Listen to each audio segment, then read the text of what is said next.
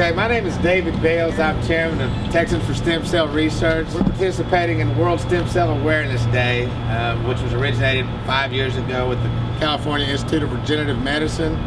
We're here at Austin Heart in Austin, Texas.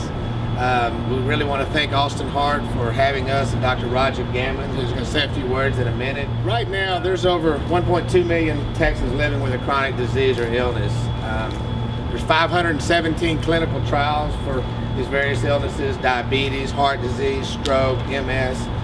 We believe that number is entirely too low. We think there ought to be over 5,000 of them. Dr.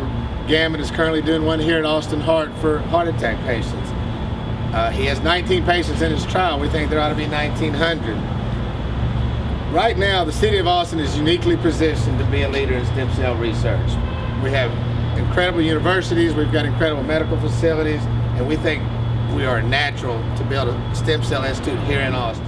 Biomedical companies will bring a huge economic impact to the city of Austin, and that's important as well as taking care of our citizens. So we also have a symposium October the 27th at the University of Texas, where 6 of the top doctors in the country will talk about what they're doing in their stem cell clinical trials. So I want to thank Dr. Gammon and his staff and all of you for coming today. Thank you very much. Well, thank you, David. We're happy to have the opportunity to talk about some of the things that are going on here at the Heart Hospital and with our group Austin Heart. As David mentioned, we've been involved in stem cell research for cardiovascular applications for about 4 years now.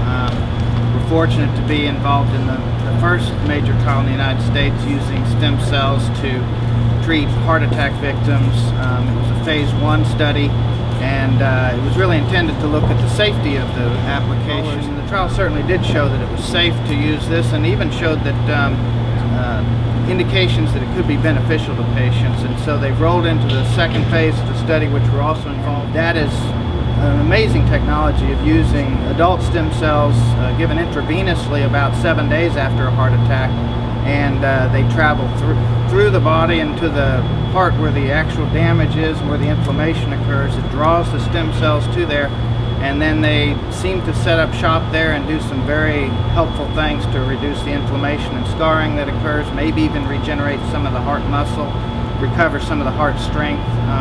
That's a blinded study. It's an FDA-approved study. There's a placebo control, so it's all done the right way so that we really understand the science of whether this is working or not.